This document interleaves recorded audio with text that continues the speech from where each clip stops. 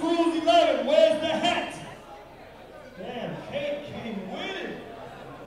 I like that, I like that. Here we go, first up. Crowd, y'all ready?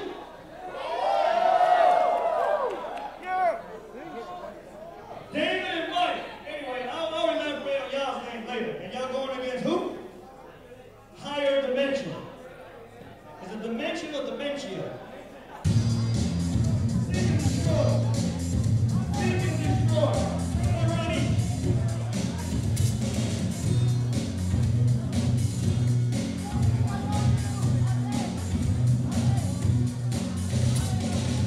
As long as they maintain their grades, then it's purely like an extracurricular activity, they're okay with it. But where it starts to become a conflict is if that becomes that kid's life. And if a kid decides that school's not worth it, that he wants to make it as a break dancer or a hip hop artist or something like that, and forgoes his education, is where, because education is so important. I have about a 3.7 GPA right now, trying to get all A's this semester.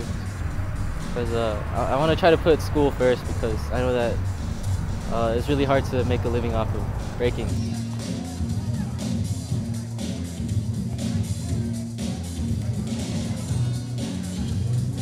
I think a lot of them are still stuck in that traditional sense of education comes first, and whatever you do afterwards is secondary.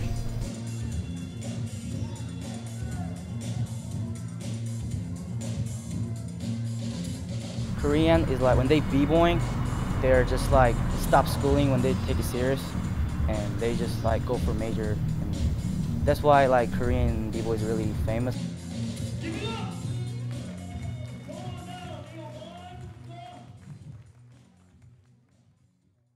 b-boying is known that we have everything together. Like we are open, and every kind of race comes around. You see blacks, you see white, you see Asians, you see Hispanics.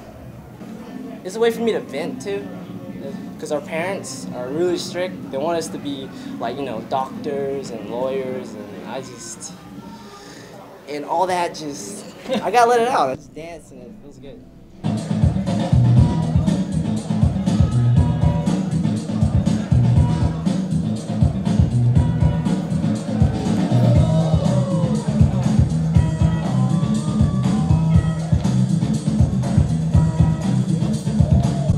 Barely dance in my house.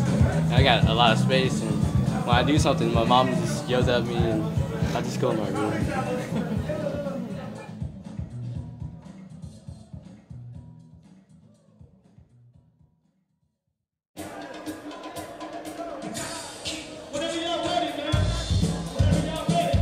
I started dancing in Birmingham, Alabama, in the middle of downtown on a street corner, and I had some friends who taught me. My dad was a Korean pastor, and he'd drive me to 5 Points in downtown Birmingham, Alabama.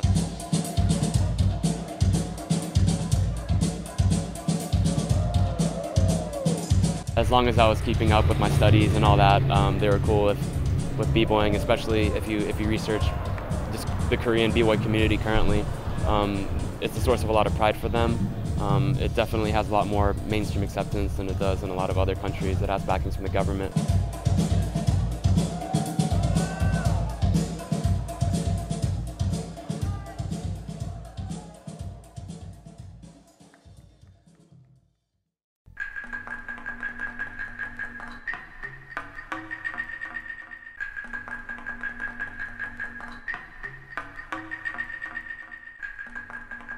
Well, we'll have small things at the bench. Atlanta Bench is down the street.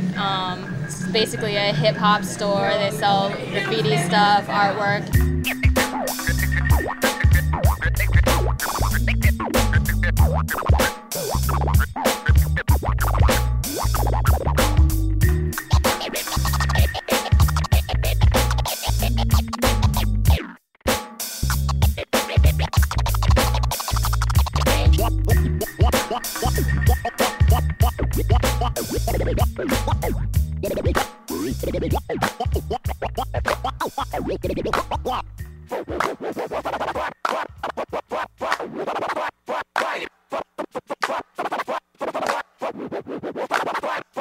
Fighting This is Gotta Have Soul. It's a b-boy battle put on by, officially Boogie Links of the Funk Lords is hosting this one. So but there's a poppin' battle and a b-boy battle. I'm not too specific on the prizes. Like, I think it's a $300 prize, so there'll be like b-boys coming from all over. The Bench is an art gallery and a fashion boutique. We have small events like this one that we're having today, but it's sort of a focus in the underground hip hop movement of Atlanta. Welcome everybody to Gotta Have Soul, Part 2. Let's make our way to the front of the DJ right here. That's what we're gonna battle. We got 53 B-boys here to battle for $300. I think the parents are fully aware and expect the children to be more Americanized, hence, us becoming a bigger part of the American society. I think what's important to them, though, is that we not lose a sense of the culture and the history, and that's a fine balance.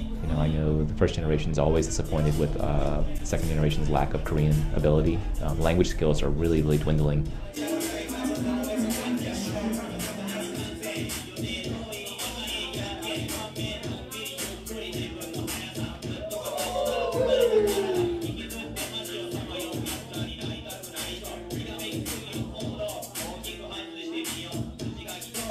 There is a tremendous amount of stress and pressure to succeed and to do well. That's changing, I think. I think people are starting to realize you don't have to go to an Ivy League college. You don't have to be a straight A student to be successful, to be a good student. I think that's starting to kind of meld together. But in terms of the importance placed on education, I think it's much higher in Korean culture and the community than it is in American culture. It keeps us out of trouble. It keeps me out of a lot of trouble. I think by and large the parents are pretty accepting, and I should probably qualify that. Not accepting in the sense that they're happy about it, but they just accept the fact that their children are American. They've lived in the States for some time. In some cases, they may have been born in the States. So this is part of American culture, and American culture is by definition a blending and mixing of different groups. My dad's kind of against it, but he doesn't really take really big actions against it, and my mom's pretty supportive about it. My mom's usually interested when I come back from an event. She's always like, "How well did you do?" And my dad's just minding his own business. As long as we don't dance in front of them, they're cool with it. Yeah, my mom's pretty cool about it because she came here when she was like little, so basically she's sort of Americanized. So she's young too. Yeah, so she understands how this is what I like to do, and she's okay with it. The second generations overall, they tend to be more influenced by where they live. I think the fact that we live here in the States, we all watch cable TV, we all are just constantly surrounded and bombarded by what's American pop culture. You can't help but the fact that, of course, the second generation is going to be more influenced by that. I see it as a living, it's my lifestyle. Yeah, the older generations are really fiercely, want us to remember that, want us to be proud of being Korean. And the second generation tends to forget that. We tend to look at it a little lightly, and so it's a fine balance. We have to understand that first generation means well, and even though it may be stressful and drive us crazy sometimes, there's a reason why they're doing it. They're not doing it because of the fact that they are just pro-Korea and anti-US. They do it because of the fact that they want us to remember that really we're lucky to be here. Now you can change your perspective of hip-hop, and if it don't sound correct when it dropped, then perfect it. That's right. It's cyanide for your forked tongue. Direct from the ATL where we report from, with the psyche origami perspective, perfection. You should've took your time and been a little more selective. We take the cake and leave y'all with the crumbs, and that's direct from the ATL. Ready? Begin. It's like, oh my God. Oh my God. Oh my God. Oh my God. You